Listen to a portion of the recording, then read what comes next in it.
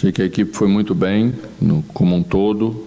Acho que conseguimos executar bem aquilo que pensamos para o jogo e aquilo que era a estratégia para enfrentar o adversário que tem muita posse, que te chama para a marcação alta, né? Achei que a equipe foi muito bem nesse aspecto. Primeira parte melhor, naturalmente melhor, depois fez o gol cedo no segundo tempo e naturalmente quem sofre o gol passa a arriscar um pouquinho mais e quem faz o gol naturalmente já começa a pensar em proteger a vantagem que construiu. Mas mesmo assim encontramos os caminhos do contra-ataque para fazer o segundo gol. Acho que os números do jogo mostram a superioridade que nós construímos, e praticamente em todos os fundamentos do jogo. Acho que perdemos só na posse de bola, mas muito mais em função de ter feito 2-0 e aí, naturalmente, o Vasco jogar 5, às vezes até 6 jogadores na última linha aí nessa reta final do jogo. Mas nós proporcionamos muito poucas conclusões para eles, né? 4, 2 de dentro da área, eu acho. O que demonstra o bom posicionamento que a equipe teve para saber também suportar uma equipe com posse sem dar chance quase nenhuma dela marcar gol. Acho que foi um dos melhores jogos que a gente fez nesse aspecto de todo. Perdão. E os jogadores estão de parabéns. A gente teve uma semana difícil, né? Tínhamos jogadores voltando que nós sabíamos que não teriam condição de completar 90 minutos, como era o caso do Marcos Rocha. Tivemos a gripe de Alisson nas últimas horas, que impossibilitou ele de iniciar. Fizemos 30 minutos finais, um pouquinho menos para ele, mas entrou visivelmente com bastante dificuldade. Arthur também teve uma semana difícil, quase não treinou. Fez os últimos 3 treinamentos só, 2, 3, e por isso teve que sair mais cedo. É um jogador importante para a equipe, mas todos que entraram bem. Camilo entrou bem, entrou com força, que era o que precisava para aquela hora. Cuejar também. É isso, acho que à medida em que a gente vai avançando, mais jogadores podem entrar e dar a sua contribuição. Achei que Cristaldo fez um jogo bastante bom, bem posicionado, que era sempre a nossa orientação. Estando bem posicionado, vai ter chances de fazer o gol. Teve 2 em 15 minutos, né? Então, é isso que a gente quer. E fomos a 43 pontos, era importante voltar a vencer. Falei isso antes da partida. Acho que é isso que nós temos que fazer nessas últimas rodadas, pontuar. Serão jogos difíceis, como o jogo do Botafogo, como o jogo do Palmeiras logo na terça-feira, mas são jogos também que temos essa capacidade de, com adversários grandes que propõem, né, também ter espaço para construir um jogo de melhor qualidade, como a gente já fez nos últimos jogos e voltou a fazer hoje. Esse é o mérito. Eu gosto muito do Klaus como árbitro, eu gosto da maneira como ele conduz a partida, ele dá uma tranquilidade aos jogadores. Eu gosto de árbitro que dá tranquilidade para o jogo. Às vezes, em alguns aspectos, pode não estar tão bem. A gente falou sobre esse assunto com ele no intervalo e ele ouviu com educação, porque a gente também falou com educação, exatamente sobre o descritério, né, das marcações e do excesso de faltas que eles tinham cometido. E quando terminou o primeiro tempo, praticamente os cartões eram iguais para as duas equipes em número, né? Então isso não condizia com aquilo que nós tínhamos visto. Melhorou no segundo tempo e até provavelmente pensando naquilo que tinha feito. Eu gosto sempre do grande árbitro, ele dá uma condução melhor para o jogo e acho que, tirando esse pequeno detalhe, o restante foi muito bem. E nós também passamos por cima de qualquer eventualidade que podia não estar tão de acordo. É assim, né?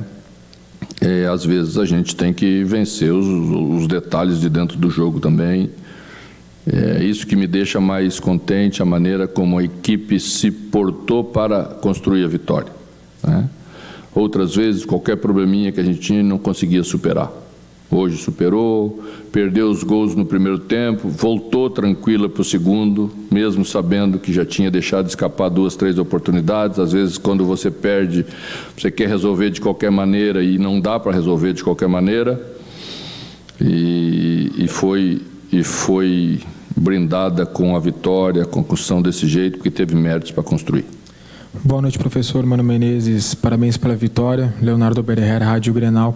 Professor, no Campeonato Brasileiro, o Grêmio tem apenas 3 vitórias fora de casa, sendo apenas uma fora do Rio Grande do Sul. O jogo contra o Atlético Mineiro, as outras 2 são contra a Juventude Internacional. O que fazer para repetir a boa atuação que teve hoje no jogo já do final de semana contra o Botafogo? E, se me permite, rapidinho, sobre o Amuso, gostaria que o senhor falasse novamente a respeito dessa crescente desse jogador. Hoje foi coroado com um gol. Obrigado. Bom, nós já falamos sobre Amuso, algumas entrevistas atrás, alguns jogos atrás, falamos sobre a melhora dele na questão tática e física, principalmente. Hoje poderia ter terminado o jogo, a gente não fez para tirá-lo mesmo, para receber os aplausos, que foi muito merecido.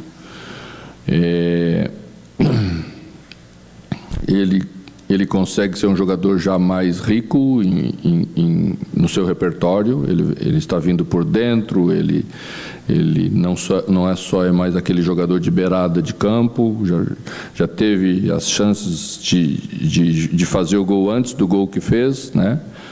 Porque a equipe melhorou nesse aspecto, e ele também melhorou muito individualmente como atleta e está colhendo os frutos, e nós como equipe também. Tem drible, tem definição, tem assistência, então você vai vendo que a equipe vai usufruindo desse novo repertório, e é importante que seja assim, né? Porque Marlon é um jogador de apoio que chega na frente com bastante frequência, então nós, juntando um jogador mais próximo de Carlos Vinícius, que é o que a gente quer que o atacante faça, você tem uma chegada de área mais forte, tem um número maior de conclusões, que sofrimos muito disso antes, né? O time jogava muito longe, e mesmo que chegasse com volume, se você só chega aberto, chegar lá no último estágio, você tem que cruzar a bola na área. E aí fica um centroavante sozinho, brigando no meio de 3 zagueiros, 2 zagueiros, é difícil. Então precisa auxiliar esse jogador, a gente melhorou nesse aspecto. O Carlos Vinícius tem, com os pivôs e com a sustentação que consegue fazer da bola, feito os outros crescerem também. É isso que a gente quer. Fez mais uma pergunta? Sobre a questão dos jogos fora do estado do Rio Grande do Sul, só uma vitória. É difícil ganhar fora de casa no Campeonato Brasileiro. Acho não. Tenho certeza que temos que melhorar, sem dúvida nenhuma. A construção da equipe foi bem acidentada, né? A nossa. E sempre que avançamos um pouco na construção, perdemos jogadores importantes, andamos casas para trás. Precisa ir amadurecendo, ela precisa estar madura como um todo, né? E não é só jogado, às vezes é comportamento de equipe, certas malandragens que são necessárias para você ganhar. A gente, quando estava trabalhando a bola parada dessa semana, foi buscar um lance de bola parada que nós tivemos contra o Fortaleza. E comparamos com o gol que a seleção brasileira fez de bola parada, que Casemiro fez. A imagem era exatamente a mesma do posicionamento das duas equipes. Só que a gente não fez o bloqueio que deveria ter feito. Consequentemente, a bola não chegou no jogador que deveria chegar. São pequenos detalhes, são pequenas coisas que você não trabalha só. Você tem que enxergar lá na hora do jogo, você tem que ver que a marcação está mais forte no primeiro pau, que está mais frágil no segundo, para usufruir as vantagens que o lance te oferece e as possibilidades de fazer gol. E a gente precisa ser um pouquinho mais maduro nesses pequenos aspectos. Isso pode dar vitória. Poderia ter dado a vitória em Fortaleza na última bola do jogo, era uma bola boa.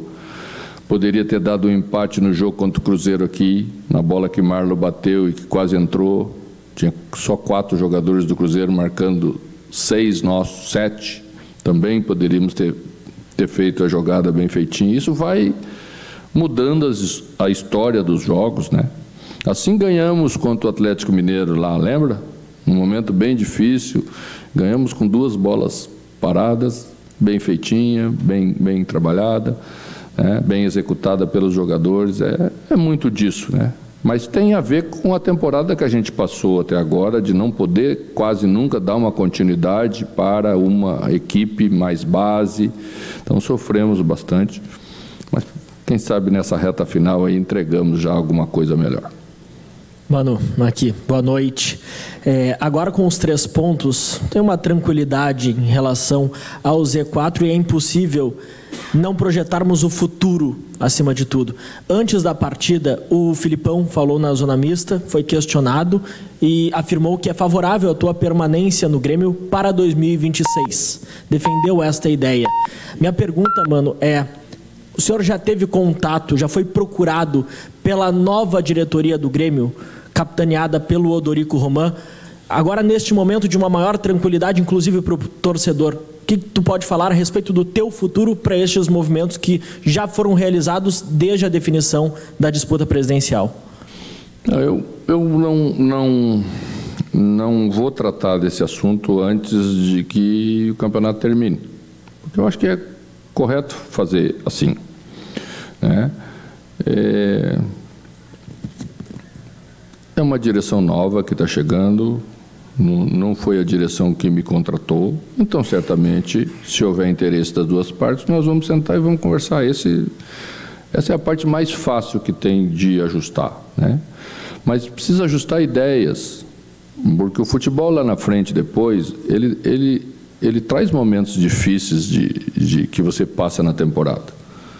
E como é que você passa por esses momentos difíceis? Confiando muito em quem está trabalhando e o treinador também confiando nas pessoas que dirigem o clube para juntos resolverem os problemas. O que é que a gente fez no momento mais difícil dessa temporada, né? Sentou, conversou, encontramos soluções emergenciais para tirar a gente da situação que a gente estava, né? Por que isso foi feito? Porque confiamos uns nos outros.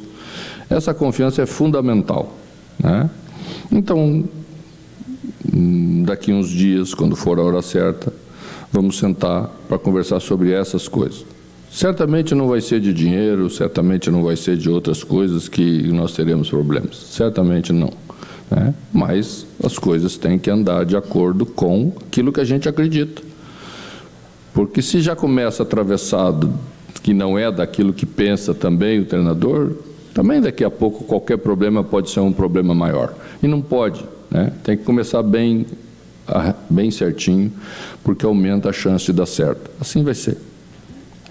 Mano, aproveitando o gancho do Calhau, eu gostaria só de saber se já houve alguma dessas conversas tua com o presidente eleito Odorico ou alguns dos seus pares. Independentemente de você ficar ou não, queria uma análise tua. Eu gosto das tuas análises. Você, quando estava no Fluminense, fez uma muito lúcida a respeito da bolha financeira que tomou conta do futebol brasileiro. A pergunta poderia valer para São Paulo, Fluminense, Inter. A pergunta é, qual a perspectiva que o Grêmio tem de ser competitivo num cenário em que tem Flamengo e Palmeiras ganhando muito mais do que os outros e que tem SAFs com muito mais investimento, como Cruzeiro, Botafogo, Atlético Mineiro, entre outras. Grêmio, Inter, São Paulo, Fluminense podem ser competitivos e isso é uma ideia a ser ajustada com a futura gestão? Bom, eu acredito que sim, podem ser competitivos, né? De uma maneira diferente do que eles são. Aliás, os dois que tu citaste, Flamengo e Palmeiras, são construídos de forma bem diferente. E acredito que o modelo do Palmeiras seja um modelo mais propício para nós que não temos tanto dinheiro. O que o Palmeiras fez nesse tempo todo, né? construiu um trabalho de base muito respeitado, muito sólido, que tem não só proporcionado a chegada de jogadores no time profissional, como tem proporcionado a maior receita do clube. E esse é o caminho que tem que ser a base de qualquer trabalho para quem não tem tanto dinheiro de aporte de grande como tem o Flamengo, que tem 2 bilhões de receita anual. Então, eu acho que é um belo exemplo, eu acho que é por aí que os nossos clubes têm que trabalhar. Citaste o São Paulo, quantos anos o São Paulo formou jogadores para o seu elenco, a base do seu elenco, e esses jogadores rodaram pelo mundo, esses jogadores serviram à seleção brasileira e deram títulos ao São Paulo, né? É que, na verdade, quando a gente passa crises, e todos passamos, às vezes a gente começa a cortar um pouco, né? E geralmente o primeiro lugar que a gente corta é lá. Eu tenho como experiência, eu trabalhei lá, né? Porque é assim, tem emergências, você tem que atender primeiro as emergências. Mas à medida em que você não tem de lá, você tem que buscar fora. E hoje, qualquer jogador buscado fora é 10 milhões de dólares para lá e 10 milhões de dólares para cá. E a gente não consegue trabalhar nesses números se tu tem que cada jogador investir 10 milhões de dólares. Então, penso que esse deve ser o caminho. Acho que essa discussão nossa, ela aponta para você fazer investimentos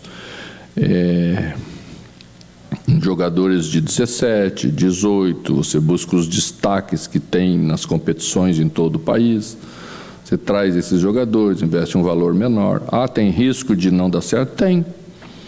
Mas também tem muita probabilidade, aumenta muito a probabilidade de darem certo, porque já estão no estágio e já são destaques em suas categorias, né? Então, eu penso, se perguntarem a mim, é isso que eu vou indicar como base de ideia, né? E depois, naturalmente, você pode buscar jogadores para, aliados com esses jogadores, sustentem um time equilibrado, e esse time equilibrado pode competir com os principais clubes de maior investimento no país. Mano, o Rodrigo até tinha feito, acho que uma no finalzinho, quero pegar esse gancho também. Se já chegou a ter essa conversa com a nova direção, algum sentido de conversa ou ainda não? E se me permite uma segunda, tem uma perspectiva de quando pode retornar o William, se ele ainda consegue atuar nessa reta final do Campeonato Brasileiro, porque é um acréscimo importante dentro desses que você citaste há pouco que estavam fora, né? Bom, o William já está treinando com bola, mas veio de uma fissura, naturalmente isso, né, faz com que você tenha cuidado, tem pequenos receios que precisa passar por eles para estar aí, tá? Está batendo sem restrição nenhuma, já vai passar a ter contato, que é a parte mais final da preparação. Não vamos colocá-lo num gramado sintético, então é bem provável que no jogo de terça-feira próxima ele esteja à disposição e vai ser relacionado para o jogo. Com bastante felicidade te digo isso. Questão de fala. Bom, eu fui convidado para um jantar, reunião, não me lembro exatamente o mês, acho que era setembro, outubro, por aí. Pedi autorização ao presidente por respeito e ele permitiu que eu fosse ter a reunião para falar de futebol com pessoas que vão estar aí. Então elas sabem já o que eu penso, eu tenho mais ou menos uma ideia do que eles pensam, tá? Eu acho que é assim que funciona, mas oficialmente só vamos falar mais para frente. Mano, boa noite. Vou aproveitar que o placar foi 2-0, vou te fazer duas perguntas, peço compreensão dos colegas também. Só me chamou a atenção que no momento aqui, na resposta para o Rodrigo, o senhor falou em começa atravessado. Só para entender o que é o começa atravessado, daqui a pouco o senhor não quer discutir isso pela imprensa exatamente para não parecer que está falando de uma situação ou de outra? Como assim? Não, que o senhor usou uma determinada parte da resposta que para as coisas darem certo, tem que conversar certo, não é para não atravessado. Não tem nada de... Não, só para saber se não era uma questão de não quer falar sobre isso em coletivo exatamente antes de conversar com as pessoas que vão conversar. Não, mas lógico que não vamos falar sobre isso em coletivo, né, gente? Porque não é lugar.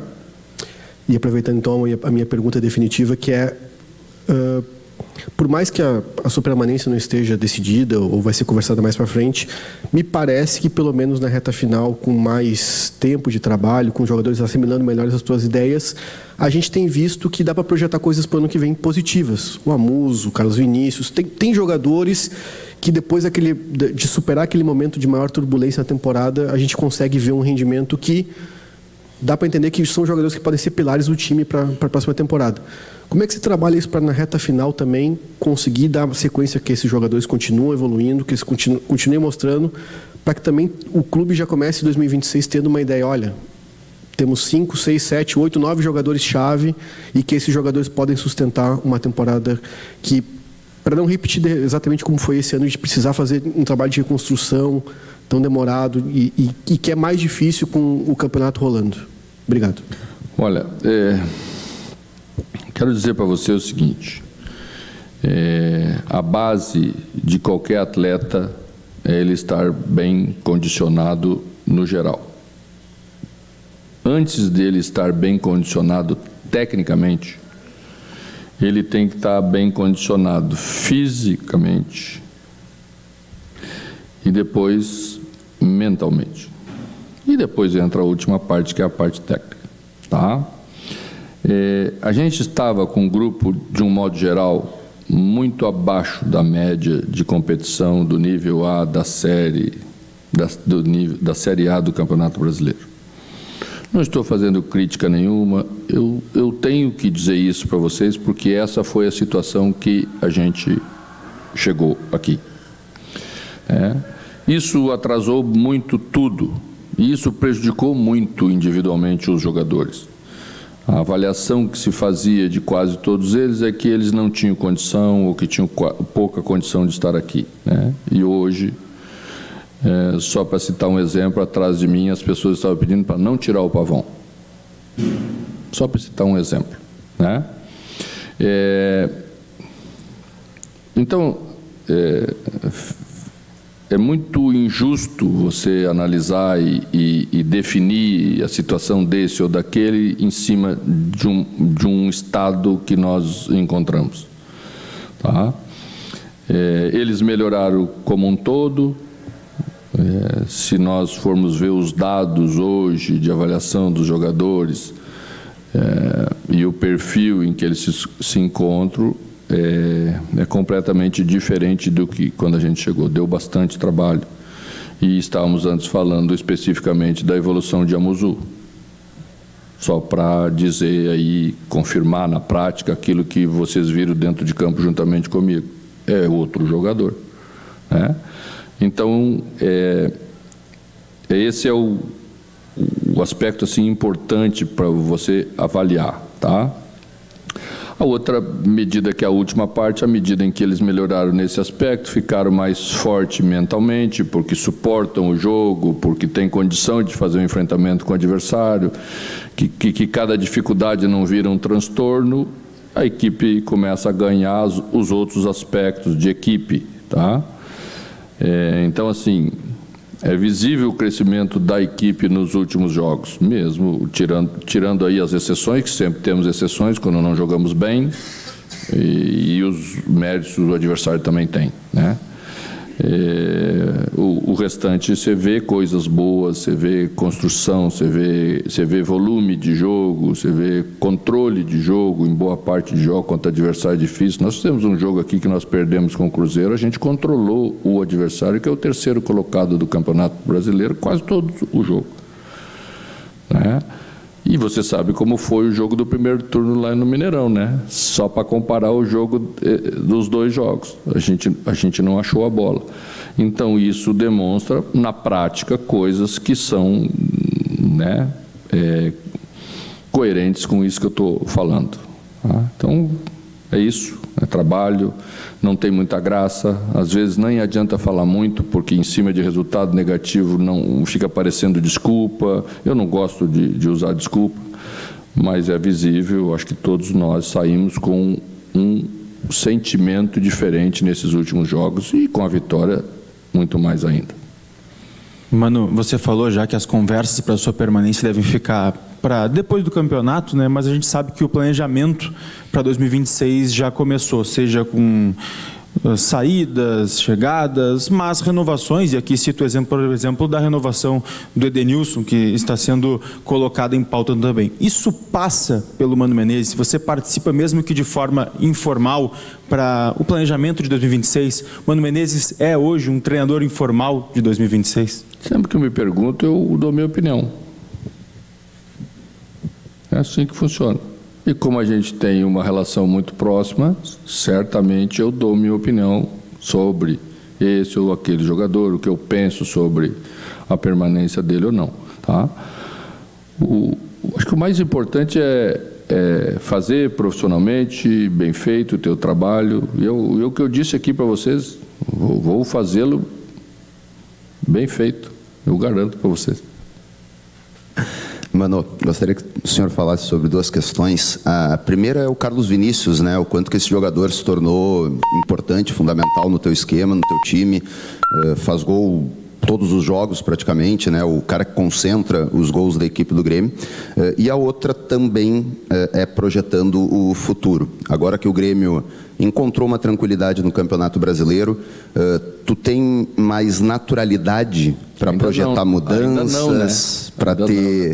Para ter outras atitudes, para daqui a pouco relacionar outros jogadores. Tu chegou a citar o exemplo do Palmeiras com os meninos subindo e ganhando oportunidade. A gente vai ver isso na reta final do Campeonato Brasileiro ou não? O grupo que está aí, ele vai ficar, ele vai ser mantido, e depois que acabar o Brasileirão é que se vai pensar numa reformulação, porque hoje o Grêmio tem 37 jogadores no elenco. Ninguém trabalha com 37 jogadores no elenco no futebol brasileiro. Se tu tiver que subir meninos, gente vai ter que sair. Como é que tu vai trabalhar essa reta final de campeonato? Não, para esse final de campeonato vou terminar os jogos com o grupo que nós temos aqui.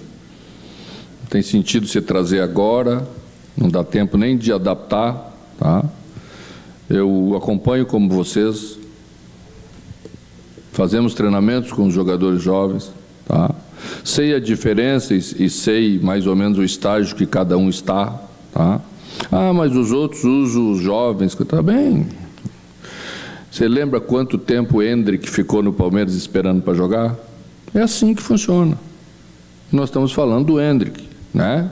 Que é um dos destaques aí, dos mais promissores jovens do mundo. Tá? Então você tem que construir essa possibilidade, porque se eu faço apressadamente, de qualquer maneira, a chance de não ser bom é grande. E aí a gente perde a oportunidade. Ao invés de dar a oportunidade, perde. Porque botar para cima e jogar na arena, isso é fácil. Aí qualquer treinador faz, né? Mas botar no time e fazer crescer, e fazer amadurecer e trazer junto é mais complexo. E o momento que a gente estava atravessando sempre foi muito difícil para isso, né? E a gente fez com o Riquelme num determinado momento, funcionou bem em 2 jogos, aí depois no terceiro já não vai, porque não é fácil, o jogador tem as dificuldades dele para passar por isso, e naturalmente a gente tem que ter experiência, conhecimento para fazer bem feito. É isso que vai nortear. O Grêmio tem alguns jogadores que a gente considera jogadores de talento, tá? E tem uns que nem são citados aí, que treinam com a gente, que eu acho que tem potencial e tem perfil para se trabalhar e apresentar evolução a curto prazo, médio prazo, tá? E a gente trabalha nessa linha. Mas o grupo que vai jogar os últimos jogos é o grupo que está aí, até porque temos 37 jogadores.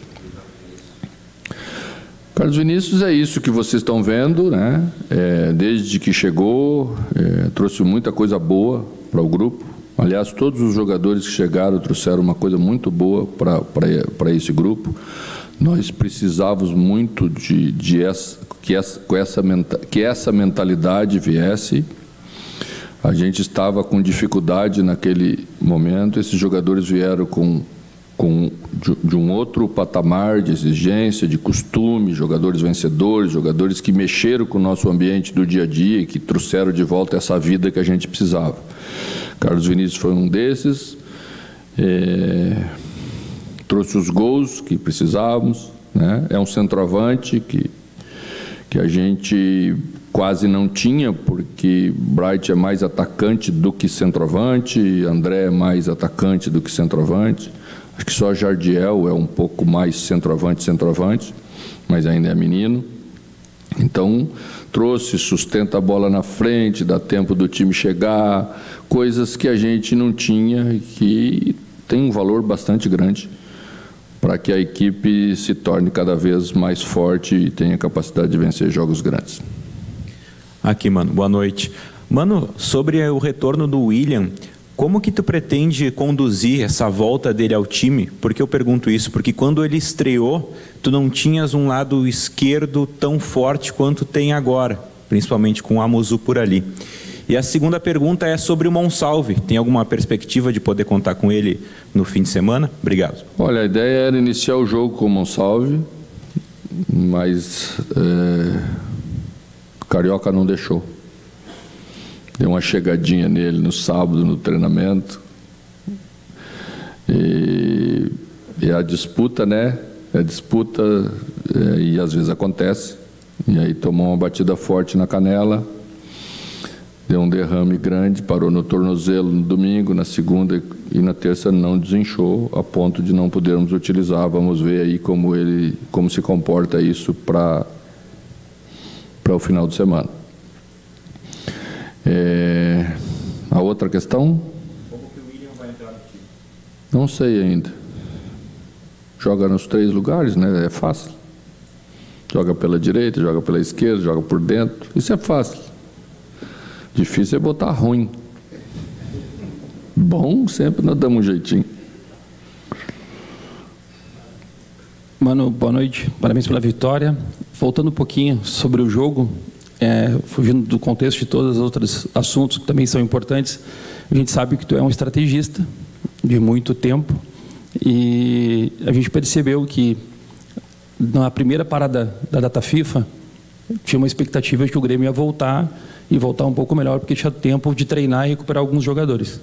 Não aconteceu. Viemos para o Super Mundial, também não aconteceu. E agora o Grêmio volta e tem uma atuação muito consistente diante de um Vasco que também tem grandes jogadores, também tem um treinador, campeão de Libertadores, que faz um time jogar e deixa o time adversário também jogar. Pensando por esse lado, a minha pergunta sobre estratégia é o que tu pensou para o jogo, já que o Alisson era para ter começado a partida e estava todo um planejamento para que o Alisson começasse. E aí entra o Pavon e faz o jogo que ele fez, sendo que boa parte do estádio também aplaudiu ele, pediu para ele não sair, e a gente estava ali acompanhando, vendo esse movimento. Outras peças não estavam do time. Como tu preparou nesta parada FIFA o time que fez render e que pode agora dar esperança para as próximas partidas o Grêmio continuar subindo na tabela? Bom, a gente já sabia que não ia contar com Noriega, não ia contar com Aravena, os jogadores de seleção, que não ia dar tempo de chegar. Inclusive, os dois jogaram um contra o outro na Rússia, né? E como a Rússia que organizou o torneio, jogou na antevéspera e deixou a última rodada para os visitantes. Então, nós já sabíamos que não teríamos. Então, a gente trabalhou a defesa que ia jogar, porque pôde trabalhar a defesa que ia jogar. Tivemos um pouco de dificuldade de trabalhar Arthur, que teve uma virose, teve dias fora. E como o Alisson também tinha tido o problema, Pavon treinou. E esse jogo exigia um posicionamento do extremo oposto diferente contra a maioria dos adversários que você joga. Como o Diniz faz a famosa paralela cheia, que já ficou famosa, ele coloca 5, 6 jogadores no mesmo lado do campo. não tem outra maneira de você preencher essa paralela numericamente se você não trouxer o extremo do outro lado bem para dentro. Então, Muzu fez bem, daqui para lá eles fazem mais pela direita a saída, quando o Coutinho vai lá dentro da área pegar a bola do goleiro e todo mundo sai por lá de cá. Então o extremo direito tinha que vir bem para dentro. E a gente trabalhou bem essa semana para fazer, eu já enfrentei ele algumas outras vezes e essa é a maneira de você numericamente ter jogadores para pressionar e não deixar ele construir com a facilidade e o mérito que eles têm de fazer. Achei que a equipe fez bem isso na primeira parte, muito bem, pois naturalmente às vezes você começa a se desgastar um pouco, né? Alisson entrou, já teve um pouco mais de dificuldade, porque estava gripado mesmo, estava debilitado. Achei que a equipe se comportou, entendeu bem o jogo, da parte como o jogo deveria ser jogado. Acho que o mais importante foi isso, né? Você pode ter ideias boas, você pode ter boas leituras, mas a execução continua sendo a parte principal de um jogo de futebol. E os jogadores foram muito bem nessa execução, em todos os fundamentos do jogo. Mano, boa noite. Parabéns pela vitória. A gente sabe que o foco é aqui e agora. Obviamente, temos ainda 4 partidas importantíssimas pelo Campeonato Brasileiro. Mas considerando tudo isso que a gente viu hoje, né, em termos de atuação, essa evolução, né, que é clara, e se a gente colocar ali o retorno do Willian, se a gente colocar o Balbuena, que deve retornar em janeiro, o Vila demora um pouquinho mais, né? Tem mais o Bright para voltar. Esse time ganha robustez para competir, né, com força no ano que vem?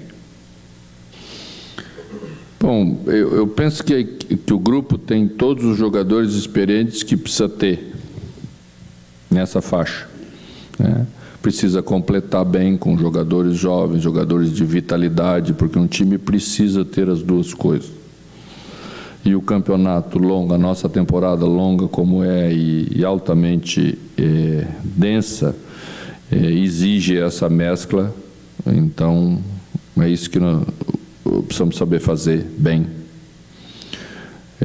Aí que entram os jovens, aí que entram os jogadores promissores que você encontra no mercado, que às vezes tem um risco que vão oscilar um pouco, mas ao lado de jogadores experientes, né, de alto nível como os que temos, certamente vão crescer e vão poder atender a exigência da temporada, já com outra ambição, que não seja só sair daqui de baixo, como quase que foi todo o Campeonato Brasileiro que a gente passou.